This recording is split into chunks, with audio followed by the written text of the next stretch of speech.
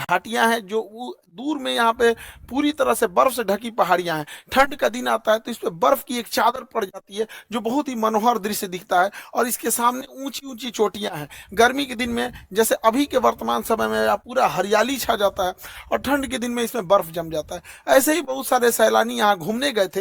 हालांकि ये जगह बहुत ही प्रसिद्ध है। पहलगांव जो जगह है, पहलगांव में ये घाटी है। पहलगांव जो जगह है वहां से ये घाटी लगभग आधे से 1 घंटे के डिस्टेंस पे है। पहाड़ों पर आधा ज्यादा दूरी नहीं होती है, लेकिन घुमावदार रास्ता का होने की वजह से दूरियां बढ़ जाती हैं। तो यहीं पर जब अमरनाथ की यात्रा शुरू होती है, अभी 2 जुलाई से अमरनाथ की यात्रा शुरू होने वाली है, तो इस पहलगांव को एक बेस कैंप के रूप में यूज किया जाता है। जो श्रद्धालु हैं वो श्रद्धालु वही है जो बेस कैंप के रूप में रुकते हैं, ताकि बाबा अमरनाथ की दर्शन कर सके। यहीं पर बहुत सारे इस बार पर्यटक रुके हुए थे सब। पहलगांव से थोड़ी दूरी पर है, पहलगांव से ये आपका बैसरैन घाटी, ये बहुत ही प्रसिद्ध है। लेकिन इसी पे कुछ आतंकवादी आए और उनको मार दिए सब, और इतने निर्मम तरीके से हत्या किए सब इन आतंकवादियों ने। पाकिस्तान के जन्माए इन आतंकवादियों ने भारत पर हमला किया, क्योंकि इनके बाप की औकात नहीं है कि भारतीय सेना के पास आके लड़ सके। तुम्हारे अब्बा जो थे ना, 93,000 फौज हारे थे, साले तुम्हारे बाप भी उसमें शामिल होंगे 1971। पूछना अपने बाप से जाके। यहाँ पे इन लोगों ने निहत्थे लोगों पे मारा। ये दिखाता है कि कितने कायर पैदा होते हैं सब। हमारे यहाँ तो कहा जाता है माँ का दूध पियो तो सामने से आके लड़ो। तुम्हारे ही कहते हैं यहाँ पे एक निहत्था, कोई किसी की शादी हुई है, कुछ दिन पहले हुई है, वहां पर जाके मार दिया। एक जिम्मेदारी लिया है रेसिस्टेंस फंड। बताइए इनके बच्चे का क्या गुनाह था? बताइए इनका बच्चा अच्छा मार्क्स लाया तो घूमने के लिए यहाँ आ गए। किसी की शादी 1 हफ्ते हुई है, किसी के हस्बैंड को मार दिया गया, वो कह रही है कि मेरे हमको भी मार दो यहाँ, लेकिन कह रहे नहीं तुम अपनी सरकार को जाके बताओगे। अरे सरकार को तो पता चल गया है, लेकिन हम लोग को जो है ना अभी इलाज होगा इसका अच्छा से यहाँ पे। बताइए इस महिला के साथ इसके बच्चे को मार दिया गया। जब इंडियन आर्मी पहुंची तो फौज के ड्रेस में आतंकवादी थे सब। ये महिला समझ नहीं पाई, फौज को देख के रोने लगी। इनको लगा कि ये भी कहीं आतंकवादी तो नहीं है, तो उन लोगों ने बताया कि हम इंडियन आर्मी से आपकी मदद करने के लिए आए हैं। अरे कायर हो, एक तो तुम निहत्थे पे हमला करते हो, उसके बाद से तुम इंडियन आर्मी का ड्रेस पहन लेते हो। यही ना तुम लोग की कायरपन है। खैर पड़ोसी की औलाद हो लोग साले, तुम लोग की तो इतनी औकात नहीं जो इंडियन आर्मी से लड़ सको। लड़े तो थे एक बार, यही हुआ था। हालांकि हम लोगों ने अभी ऑपरेशन टिक्का प्रारंभ किया है, रेस्क्यू ऑपरेशन चल रहा है, कुछ आतंकवादी मार दिए भी गए हैं, अभी आगे भी कार्रवाई चल रही है। लेकिन इससे क्या होने वाला? अभी मोदी जी सऊदी अरब के दौरे पे थे, तब तक ये घटना हुई, तो सऊदी अरब के दौरे को बीच में ही कैंसिल करके आए और एक सर्वदलीय मीटिंग भी बुला रहे हैं, जिसपे कि पूरी तरह से निर्णय लिया जाएगा कि इसका क्या फाइनल इलाज किया जाएगा। लेकिन इस चीज को समझिए कि इसके पीछे हाथ किसका किसका हो सकता है।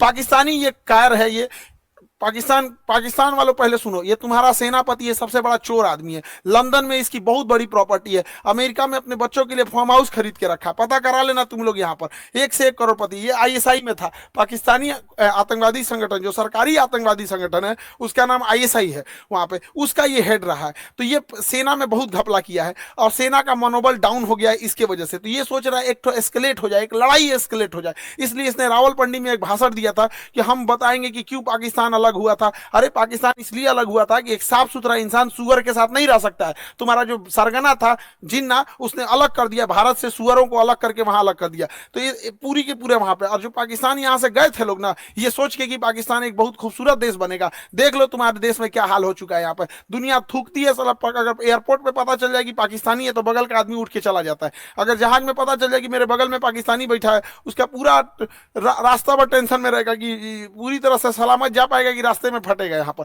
तो ये चाहता है कि अपनी सेना में थोड़ा सा मनोबल बढ़ाने के लिए युद्ध हो जाए। दूसरा, पाकिस्तान में इसने क्या किया, इमरान खान को गिरफ्तार करा दिया। इमरान खान पहले क्रिकेटर थे, पूरी दुनिया घूमे थे, पाकिस्तान के अन्य प्रधानमंत्रियों की तुलना में ज्यादा सोच समझ रखने वाला था, तो इसको जेल में भेजवा दिया मेरे चचवा को। अभी यहाँ पे गृह युद्ध हो गया। तो आसिम मुनीर का यही सोचना है कि अगर भारत से थोड़ी बड़ी भी लड़ाई हो जाती है तो सेना ये अपना बन बजा लेगा कि देखो हम हैं तो पाकिस्तान को बचा के रखे हुए।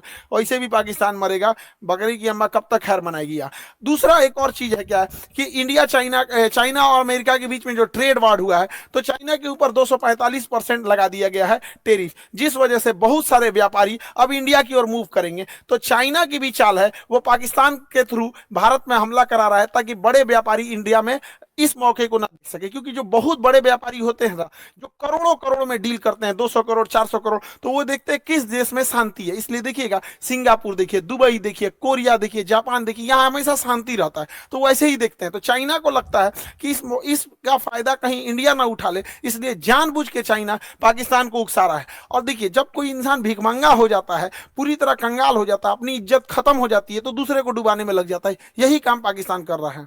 ये आतंकवादी आए और वहां पर्यटकों के ऊपर गोली चलाने लगे। आतंकवादियों के मंसूबे को समझिए, गोली मारे हैं उनके मंसूबा को समझिए। गोली मारने के बाद महिला को कहती है कि हमें भी मार दो, तो कहता है कि नहीं, तुम्हें नहीं मारेंगे, तुम जाके अपनी सरकार को बताना। मतलब इन्हें पता है कि ये सरकार को बात बता जाएगा। दूसरी बात, जाति धर्म पूछा गया, हिंदू हो कि नहीं, कलमा पढ़ो। और उसके बाद कोई लोग कह रहे हैं कि आतंकवादी का धर्म नहीं होता है। कलमा कौन धर्म का आदमी पढ़ाता है जी?